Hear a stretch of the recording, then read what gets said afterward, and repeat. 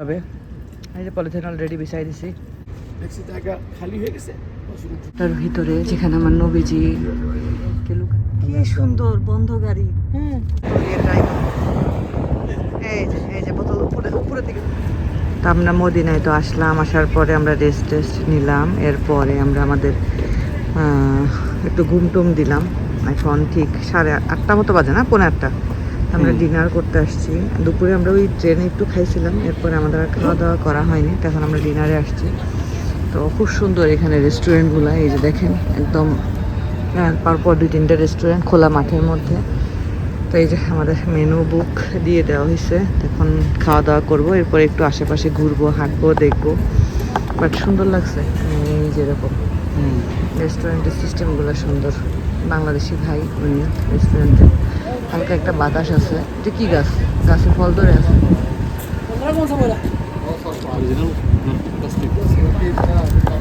Plastic এই তো। আর ওইখান থেকে যে কোনো একটা আমাদের হোটেল আর কি।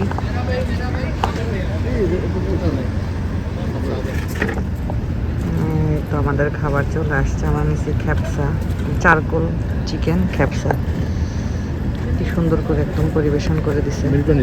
জি নিয়ে যাই, সাথে পানি আর একটা পেপসি। ড্রিঙ্কস এখানে এসে খুব একটা খাওয়া হচ্ছে না, ড্রিঙ্কসটা আসলে অ্যাভয়েড করার চেষ্টা করি, বাট এখন এটার সাথে নিতে ইচ্ছা করলো তাই নিলাম। খুব সুন্দর করে সাজাই দিচ্ছে। কোথায় দিছো হাত? ভিতরে?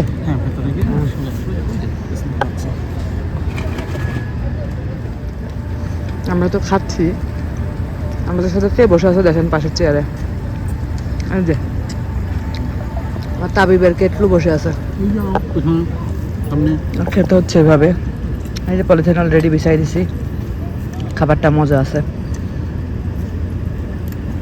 মানে মালয়েশিয়া যেগুলো খাই ওগুলো থেকে টেস্ট অন্যরকম, মানে অথেন্টিক টেস্ট আর কি। কিন্তু এই যে একটা প্লেটের মধ্যে দুজন বসে খাইতে হয়। ওরে আল্লাহ কতগুলি দেখো। সেই তো কি অবস্থা, এরকম অবস্থা কেন? এই রেস্টুরেন্টও আছে, আবার কিছু শপও আছে, বাট এটার স্ট্রাকচারগুলো আগেকার দিনে একদম ওই সময়ে আমার নবী রাসূলদের সময়ে যেরকম ঘর বাড়ি ছিল না, ওই রকম একটা ভাইব দেওয়ার চেষ্টা করছে এই যে রেস্টুরেন্ট। হ্যাঁ হ্যাঁ, এই যে রেস্টুরেন্ট, আমরা ওই যে প্রথম রেস্টুরেন্টে বসে খাইলাম আর কি। এটা একটা মসজিদ, দেখো মসজিদ একটা। হ্যাঁ মসজিদ না, তাহলে মসজিদের মতো লাগতেছে, যে সুন্দর। এখানে আমার ওয়াশরুম না, বাতাস আছে, সুন্দর বাতাস আছে কিন্তু, আর বাতাসে গরম ভাবটাও নাই। আর এই যে সব রাস্তা ধরে দেখে মনে হচ্ছে সব মাটির ঘর, ওইরকম করে করার চেষ্টা করছে আর কি। এই যে রাস্তার পাশে সবে বান্দর ঝুলে আছে, উট ঝুলে আছে। প্রতিটা সবার সামনে হারিকেন দেখো। এই যে হারিকেন, হ্যাঁ এই যে শপের সামনে হারিকেন। এটা একটা রেস্টুরেন্ট, রাইট হলো হারিকেন। হ্যাঁ আল্লাহ দেখো পিচ্ছিগুলো কি সুন্দর পানির মধ্যে খেলতেছে। হারে আমার বাচ্চাগুলো থাকলে নামাইতে পারতাম, আমার তো ঠান্ডা লেগে যেত। এরা তো অভ্যস্ত মনে করো। সুন্দর এই জায়গাটা, অনেক সুন্দর। এখানে সব গোল্ডের শপ, তারপরে গিফট আইটেমের শপ। খাওয়া দাওয়া করে আমরা একটু সামনের দিকে হাঁটতেছি আর কি। এই যে বাচ্চাগুলি কি সুন্দর খেলতেছে।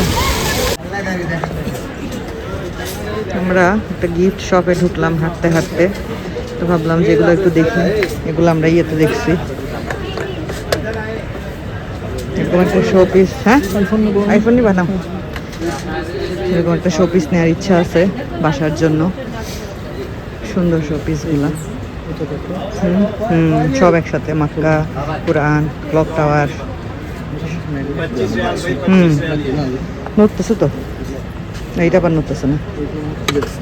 আচ্ছা, রাত্রেবেলা ঘোরাঘুরি শেষ করে বাসায় এসে আমরা ঘুমাই গেছিলাম। ফজর শেষ করে আমরা বের হয়েছি। তো এখন হলো আমরা জিয়ারা করব, বিভিন্ন জায়গাগুলো দেখব। তো আমাদের সাথে যে ভাই আছেন, যে ড্রাইভার ভাই, উনি আমাদেরকে সব ঘুরিয়ে দেখাবে এবং অনেক কিছু জানেন জায়গাগুলো সম্পর্কে এবং সেই জায়গাগুলোর ইতিহাস সম্পর্কে আমাদেরকে জানাচ্ছিল। আমরা এখন যাচ্ছিলাম যেখানে উহুদ যুদ্ধটা হয়েছিল ব্যাটেল অফ ওই প্রান্তরে আমরা এখন যাচ্ছি। তো ওইটা সম্পর্কে উনি আমাদেরকে বলতেছিলেন। আল্লাহর পক্ষ থেকে মুসলমানের শিক্ষার জন্য এটা হয়। সামান্য একটা ভুলের কারণে আমাদের পরবর্তী পরাজয় হয়। তাহলে প্রথমবার আমরা জিতে গেছিলাম, কিন্তু আমাদের একটা ভুল সিদ্ধান্ত হয়েছিল, যে সিদ্ধান্ত আমাকে পরাজিত। রুমা পাহাড়, জাবালুর রুমা, আর এই বড়টার নাম আমি ওখানে যাবো আগে দেখে। এই বড়টার নাম হলো উহুদ পাহাড়। এই বড়টা ছোটটা দেখতে এরকম, এটা এভারেস্ট মিলে প্রায় 9.5 কিলোমিটার। এভারেস্ট অনেক বড়, দেখাবো। সবটা তো আর ঘুরাবো না, যেই সাইডটা আমাদের যুদ্ধ হয়েছে আমরা ওই সাইডটাই যাবো। এইটা হলো জাবালুর রুমা, এই ছোট পাহাড়টা, এই ছোট পাহাড়টা। আচ্ছা, আমরা কাছে যাবো, ওই যে লোকজন দাঁড়ায় আছে। এটা আগে ওপেন ছিল, আচ্ছা। ইদানিং সরকার ট্যাক্স লাগাইছে, চারপাশে ঘিরে আচ্ছা। টিকিট লাগাইছে, টোকেন 10 টাকা করে। কিন্তু ওটা আচ্ছা, এমন জরুরি না, বাস ওই যাদের টাকা হয় তারা এমনি দিয়ে দেখে, নাহলে আগে ওপেন ছিল, আচ্ছা, সব উপরে গিয়ে বসে দেখতো।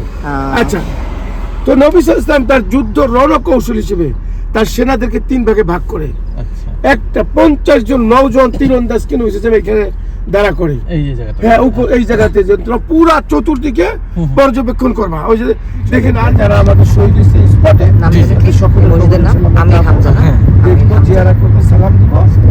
আমির হামজা। ঠিক আছে, ইনশাআল্লাহ।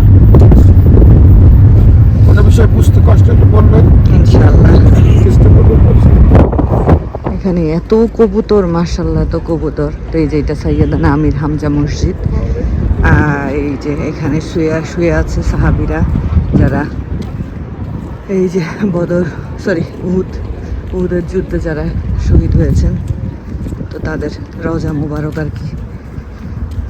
এই ভাই আমাদেরকে সব বলে দিচ্ছেন, আমরা সেই হিসেবে সব বুঝতেছি, জানতেছি। যদিও ইতিহাসে পড়ছি, বদর যুদ্ধ, উহুদ যুদ্ধ সবই তো মোটামুটি আমরা পড়ছি। ঘুরে ঘুরে দেখার সৌভাগ্য আল্লাহ দিয়েছেন, আলহামদুলিল্লাহ। আল্লাহর কাছে হাজার হাজার শুকরিয়া। তো এখানে কিছু নির্দেশনা বিভিন্ন ভাষায় লেখা আছে, ইংলিশ, আরবি, হিন্দি, বাংলাতেও লেখা আছে। রাসূলুল্লাহ সাল্লাল্লাহু আলাইহি ওয়াসাল্লাম কবর জিয়ারত বৈধ করা হচ্ছে, তবে কোনো কবর ও মাজার জিয়ারতকে কেন্দ্র করে কোথাও ভ্রমণ করা বৈধ নয়। কবরবাসীর জন্য মহান আল্লাহর নিকট শান্তি কামনা করা, তাদের জন্য দোয়া প্রার্থনা করা, বাংলায় লেখা আছে। চলুন এখান থেকে দেখি। ও এখানেও কবুতর, হ্যাঁ এখানেও কবুতর। এইখানে একটা কবর দেখুন, হ্যাঁ লম্বা কবরটা। এটা হামজা রাদিয়াল্লাহু কবর বলে। ও এত লম্বা ছিলেন উনি? আচ্ছা কবর আছে, আচ্ছা ছোট আছে, কিছু চিহ্ন দেয়, বাকি বড় চিহ্ন। আচ্ছা, সবাইকে এখানে আনন্দ হবে। সূরা ফাতিহা, সূরা ইখলাস, জাবাল। এই পাহাড়টা হলো জাবালে রুমা। এই যে ছোট্ট যে পাহাড়টা দেখা যাচ্ছে, এটা জাবালে রুমা, আর এটা হলো যে জাবালে উহুদ। এই যে মাঝখানের যে জায়গাটা উনি বললেন প্রায় 2-2.5 কিলোমিটার জায়গা এই জাবালে উহুদ আর জাবালে রুমা থেকে। তো এই মাঝখানের যে জায়গাটা, এখানে এই যে যুদ্ধটা সংগঠিত হয়েছে, উহুদ প্রান্তর, উহুদ যে যুদ্ধ সংগঠিত হয়েছে।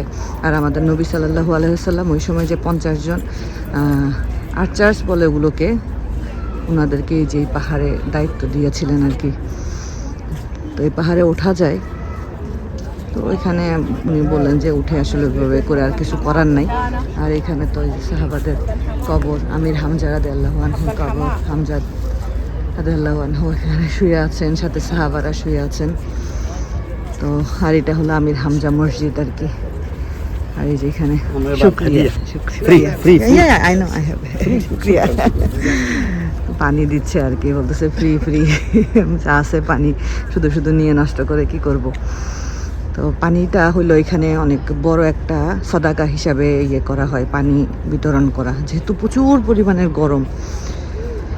তো অন্যরকম গুসবাম্প বলে না, মানে গায়ের লোম দাঁড়ায় যায় এরকম আর কি। এই জায়গাটা দেখে আমার কাছে এরকম লাগতেছে। হ্যাঁ হ্যাঁ, আর চারিদিকে খালি কবুতর আর কবুতর, এত কবুতর। এই হলো মদিনা শরীফ। এই যে আচ্ছা আচ্ছা আচ্ছা আচ্ছা, এই যে সাহাবা একরাম মদিনা থেকে বের হয়ে আসে। আচ্ছা, সাহাবাদের মধ্যে কিছু মুনাফিক ছিল, মুনাফিক লিখছে, ও মুনাফিকিন। আচ্ছা, রাস্তায় এসে কিছু এখানে মুনাফিক হ্যাঁ, হ্যাঁ, হ্যাঁ, হ্যাঁ। তারা অর্ধেক রাস্তায় এসে ভেগে যায়, কয় না আচ্ছা। আমরা যাবো না, তোমরা যাবো না। আচ্ছা এরা ফিরে চলে আসে, বাকি সাহাবা তুমি যে বাড়ি। আর এইটা হলো কাফেররা। ও এই যে গোলাপি কালারের এই যে, আচ্ছা এই যে আচ্ছা দাইসুল মুশরিকিন, ওরা আসে এখানে এসে ওরা ভাগে, যখন দেখছে অবস্থা খারাপ, হ্যাঁ। এই যে দুই দলে বিভক্ত, কেউ ওই দিক দিয়ে চলে যায়, কেউ ওই দিক দিয়ে চলে যায়, আচ্ছা আচ্ছা শত্রুভঙ্গ হয়ে যায়। হ্যাঁ হ্যাঁ ঠিক আছে, তো এই খালেদ বিন ওয়ালিদ, এই যে ওই যে জাবালুর রুমা যেটা বললাম না, হ্যাঁ হ্যাঁ এই জাবালের রুমা খালেদ বিন ওয়ালিদ, এই যে উনি ওনার নিয়ে ওই দিক দিয়ে চাইতে সময় দেখছে জায়গা খালি হয়ে গেছে, রসুলের ঝুঁকি পড়ে। এইটা হলো মোটামুটি হলো কাফেরদের আচ্ছা, দল, এটা হলো মুসলমানের দল।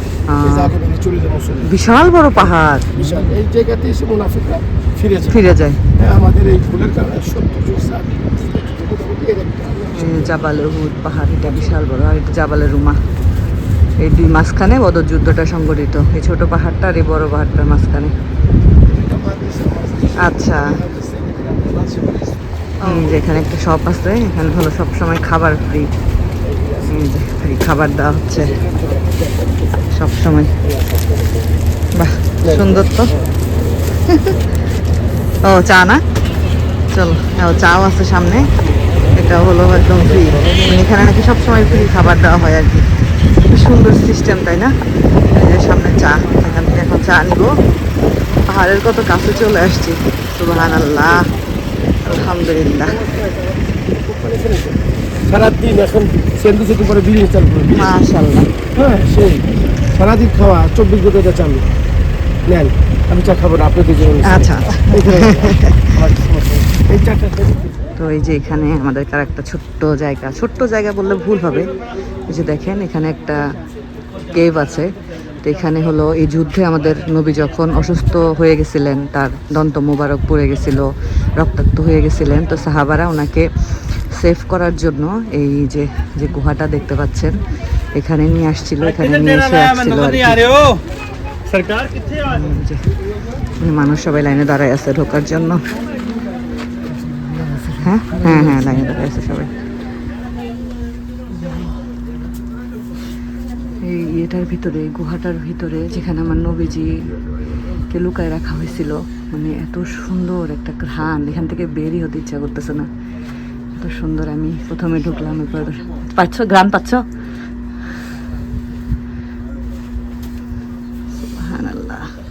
আর এই পাহাড়ে, এই যে পাহাড়ের পাশেই হলো, এখানে হলো আমাদের নবী এবং সাহাবাদেরকে নিয়ে আসর এবং মাগরিবের নামাজ না বললেন ভাই, আসর এবং মাগরিবের নামাজ আদায় করেছেন, 2 ওয়াক্তের নামাজ আদায় করছে আর কি এখানে।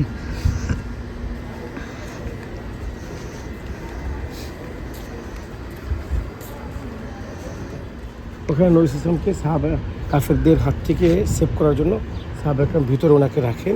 অনেক সময় হয় না, ঘরের ভিতরে রেখে ঘরের সামনে ঢাল হিসেবে দাঁড়ায় যায়, মরলে আমরা মরবো কিন্তু নবী সাহেবের গায়ে কোনো হাত দিতে দিব না। সাহাবা একরাম সম্মুখ ভাগে দাঁড়ায় যায়, আর ভিতরে নবী সাল্লামকে রেখে দেয়। ওই জায়গাটাতে প্রচুর পরিমাণে ঘ্রাণ আছে এখনো। এখানেও তো ঘ্রাণ পেলাম। হ্যাঁ, এখানে সবচেয়ে বেশি। তো মানুষ ওখানে গিয়ে সেজদা করে, পাথর নাই যে এটা তো হ্যাঁ এইটা ইসলামে তো নিষিদ্ধ। এটাকে পুরো ব্লক করে দিয়েছে, দেখছেন না? সিমেন্ট দিয়ে পরবর্তীতে ঢালাই করে দিয়েছে। কারণ মানুষ এখানে আসবে আখিরাত কামাতে, সেটা যদি আখিরাত নষ্ট করে, তো শিরকি করে, সেই ক্ষেত্রে আমরা তো আবেগ হয়ে যায়, সেই জন্য ওটাকে পুরোটাই সরকার বন্ধ করে দিয়েছে। আচ্ছা, এই গুহার ভিতরে ঢুকে মানে এত সুন্দর মিষ্টি একটা ঘ্রাণ, বের হয়ে ইচ্ছা করতেছিল না। এই তো আমরা উহুদের প্রান্তর থেকে এখন যাত্রা করেছি জিন পাহাড়ের উদ্দেশ্যে, যেটা কিনা মক্কা নগরী থেকে বা মক্কা শহর থেকে প্রায় 40-45 কিলোমিটার দূরে। আর রাস্তার পাশে যে দেখেন খেজুরের বাগান, আর এখন নাকি খেজুর পাকার সময় আর কি।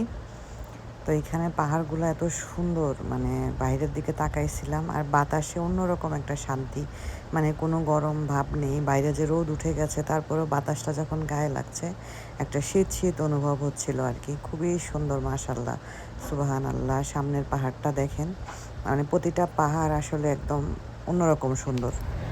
বন্ধ করেছেন না গাড়ি? দেখেন পিছনে আস্তে আস্তে স্পিড অনেক বাড়বে।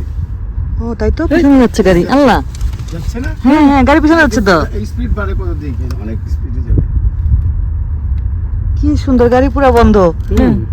আল্লাহ, ওই দেখো ওই গাড়িগুলো পিছন দিকে ওই যে আসতেছে। হ্যাঁ, সামনে গাড়িটা পিছন দিকে আসতেছে। ওই যে বোতলটা দিয়ে ট্রাই করলো উনি। আপনি দেখো আল্লাহ, স্পিড বাড়তেছে।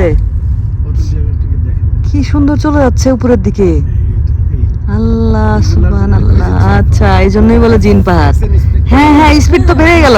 সামনের দিকে দেখেন ঢালু। হ্যাঁ, সামনে তো ঢালু, সামনে যাওয়ার কথা। কিন্তু সেই জায়গায় গাড়ি যেতেছে উপরে দিকে, কত স্পিডে বাড়তেছে দেখছেন? স্পিড অনেক বাড়বে। স্পিড তো দেখছেন? তোমার 40। সাইডে তাকান, হ্যাঁ সাইডে দেখেন, হ্যাঁ, সাইডে দেখেন। কি সুন্দর বন্ধ গাড়ি। হ্যাঁ, সুন্দর।